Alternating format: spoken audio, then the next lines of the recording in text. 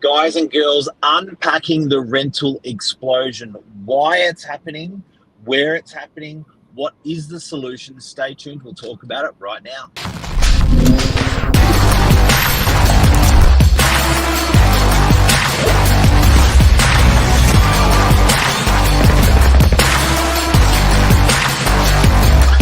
I'm the ringleader, so listen up. Good morning. How are ya? I'm doing well. How are you, Mark?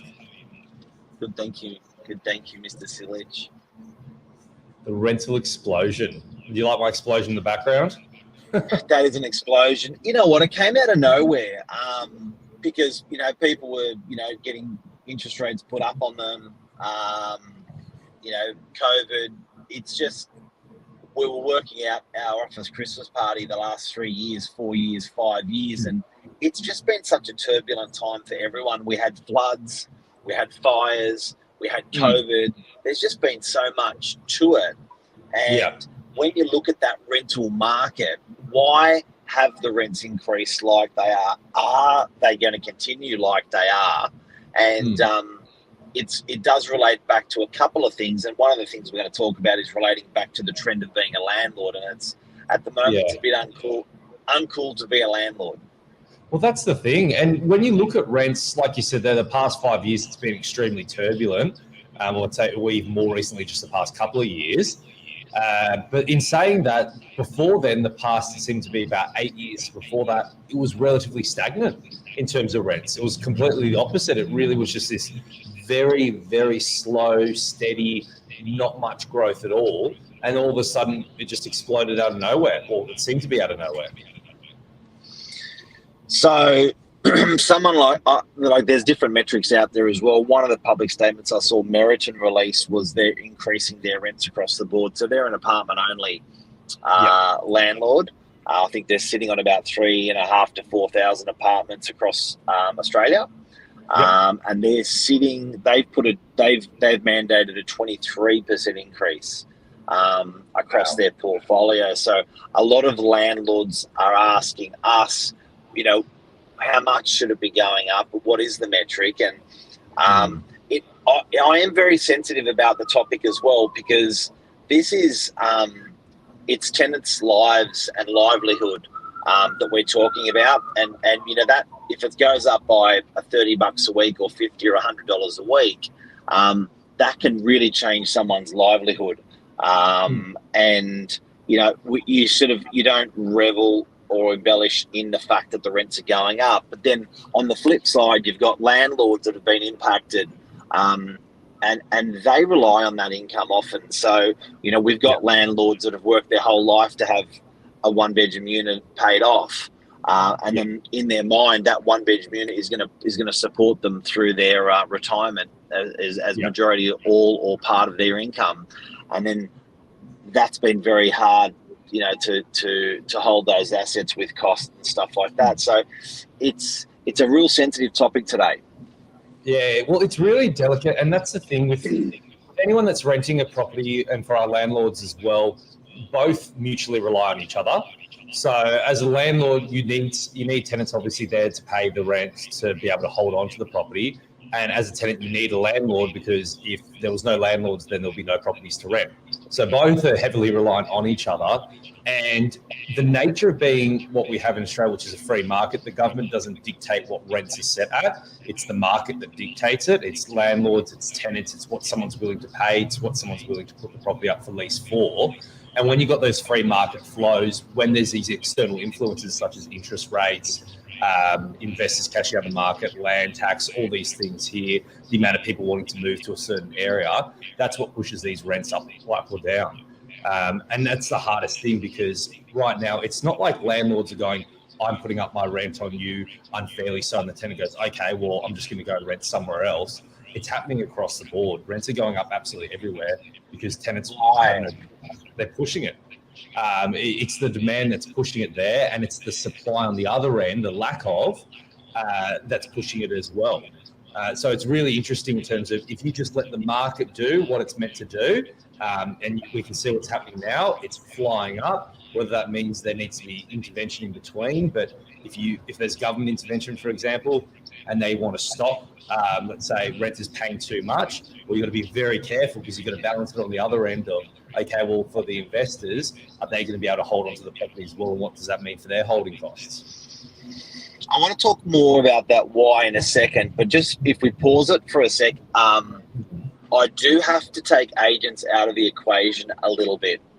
And this is such a sensitive topic that if an agent talks about property prices going up 20% of the year or 30% of the year for buyers of houses, buyers of apartments, they generally don't get shot, for renting, for selling a property more, or for saying, look, the sales market is up.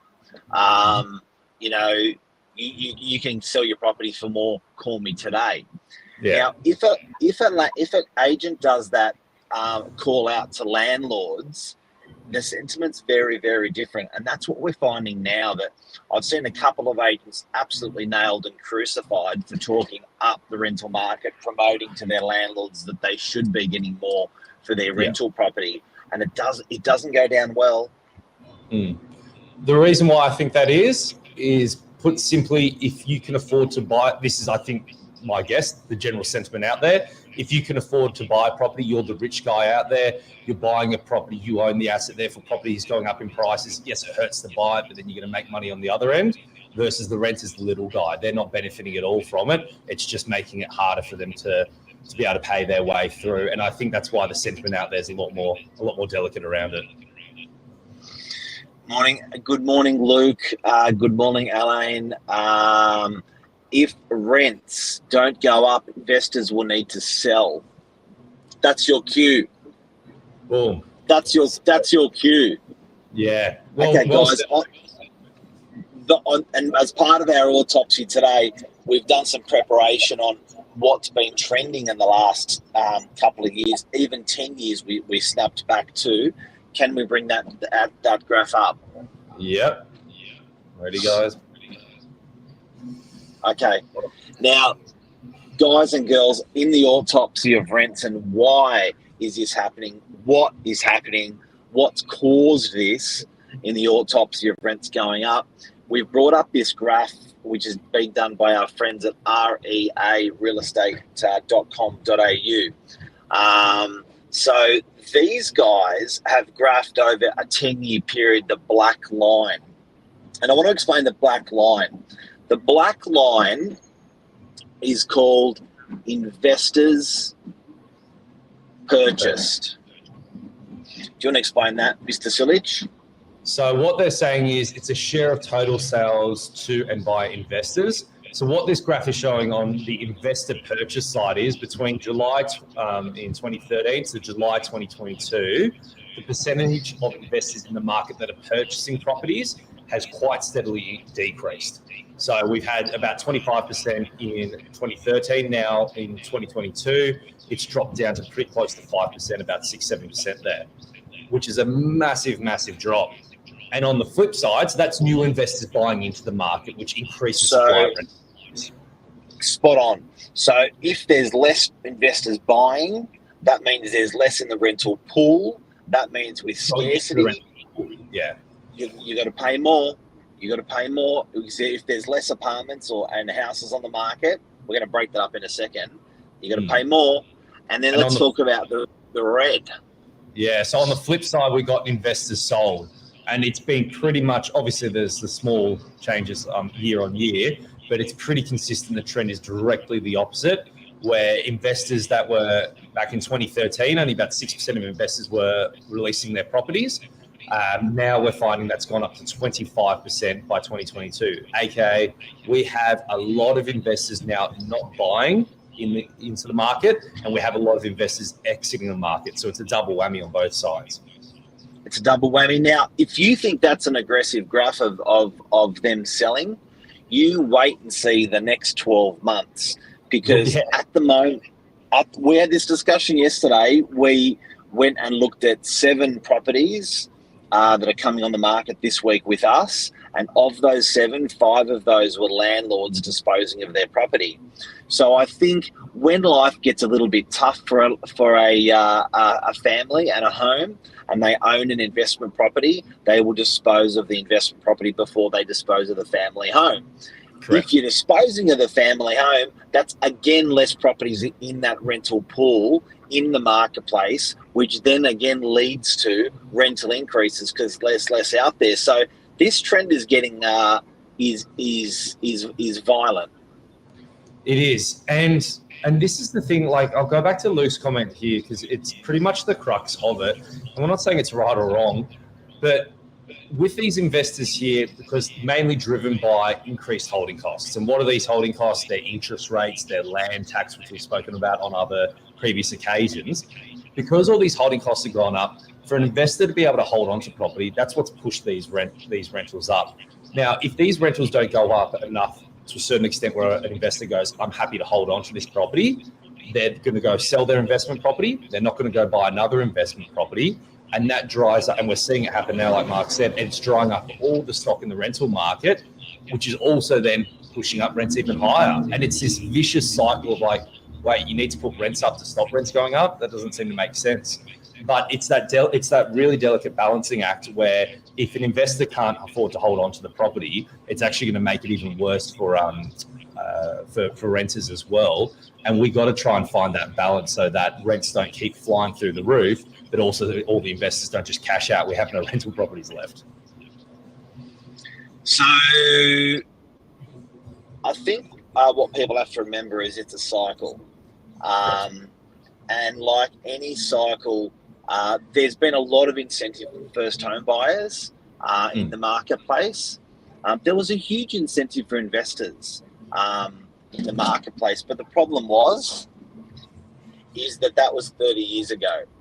So when negative gearing was introduced, that was a huge kick for the property investment market, and it was probably a big win for tenants because so many landlords were saying you've got negative gearing now. So many landlords bought properties. That put a downward pressure on rents. That was great for tenants. Whereas we haven't had any landlord incentives for 5, 10, 15, 20, 25 years. If anything, if I started on it, I'd give you a list as long as my arm of how a landlord has been treated differently to the rest of the market. Look, just interest rates. Interest rates used to be the same. If you borrowed $1 million for investment or $1 million for an owner occupied, well, now there's as much as 1% different in that interest rate. That's historically never happened. So land tax is another one. Now, Michael, you and I, before we finish, and if you've just tuned in, we're talking about, we're unpacking the rental market at the moment, why this is happening and what's happened and what potentially in the future. Can you explain houses and units for us? Because we're finding that houses are trending differently to how units are trending with rental increases. Yeah, so what we're finding is a lot of these houses, especially entry-level houses as well, especially on the Northern Beaches market, are growing drastically, even quicker than all the units are. And the main reason for that is land tax. So obviously, of course, you've got interest rates for both unit and a house. But for a house owner, a landlord who owns a house, they are paying a lot more land tax. The land component of that property is much greater in a house than in a unit. And these guys are being stung the hardest, where you can own one investment house on the Northern Beaches and be paying quite a bit of land tax versus you could own one investment house versus you could own up to maybe potentially 3 investment units and be paying the same amount of land tax as it. And I think that's been one of the major factors pushing those rentals up on those entry-level houses, because for some of these landlords here, they're paying hundreds of dollars a week extra just in land tax, as well as their mortgage repayments and the rest. So there's massive land tax incentives. And to give you an idea, a typical landlord of ours, I shouldn't be racial here, but I will be.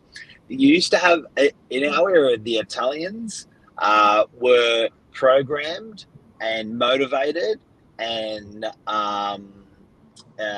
it was just the thing you do. So you would put your kid into a house when they were young. You get them to buy something and rent it out. by the time you retired, you'd have 2 or 3 houses. A lot of Europeans did that.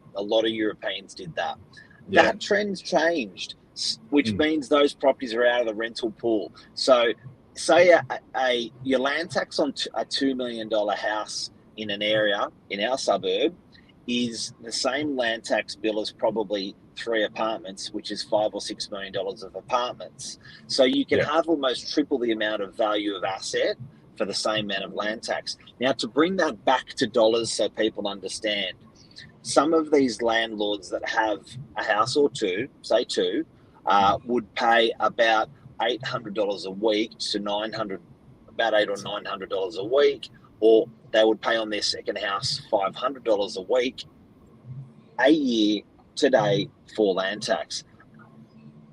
And if you're renting the house for $800 or $900 and you're paying $500 or $600 on land tax, you haven't even paid your interest bill yet, or your other bills as well. It's just it doesn't stack up. It doesn't stack up to hold on to the property for an investment. So taking that back to what rentals has done, we're trying to understand why houses have increased so much in rent, it's just again back to that scarcity factor. They're just less affordable to own. Yeah. And that's the thing. So, and like you said before, Mark, there's been no incentives given to investors over the past. It just seems to be the opposite over the past 30 years. And I think because it's just a bit to do, it's like, why would you help the landlord when it's the tenant that's struggling? But it's a flow-on effect. You help. I think there should be incentives both out there for investors and for tenants to help both sides, because both are relying on each other. And from what we've unpacked today, if there's certain things that allow a landlord to not be as expensive to hold on to the property, then it's a flow-down effect pushing out of tenants as well. So I think it should be on both sides. So, Michael, before we go, actually, one more thing. Can we show the regions of the effect, because different regions have been affected in different ways? Yes. So this is share of chattel sales by investors. So what we're finding is regional Northern Territory, a lot in 2022, Darwin, a lot, Perth, a lot, Brisbane. So funnily enough, it just seems to be all the areas a bit more remote away from Sydney, because Sydney's a bit more consistent in the middle there, sitting around 25%. So this is dumping investment properties. This is the dumping of investment properties. Dumping of investment properties means that more people that rents are going to go higher, particularly in those areas. So Northern Territory's been dumping quite heavily. Darwin's been dumping quite heavily. Perth has been dumping. Regional Queensland, Brisbane, Melbourne. Where's Sydney there? Sydney's right. Okay, the last one. Yeah. Okay. It's really interesting. That's a show. That's it, guys. Hopefully that helps explain a little bit for everyone and a little bit more understanding around it, because I think it's so blown up in the media that it's such a simplistic, straightforward thing of one side's bad, one side's good, or this is the problem. But there's so many layers to it. And I don't think there's one just simple solution to fix it. I think it's an ongoing thing that always needs to be worked on. And I reckon it's a cycle as well. So, yes, we need to put some incentives in place, and that would be great to help with rents. But I think that it's just that cycle of the market when money gets expensive. This is what people do. Yeah, got to ride the wave. Brilliant. Thank you. Have a great day, everyone. See ya. Thanks for watching. Bye.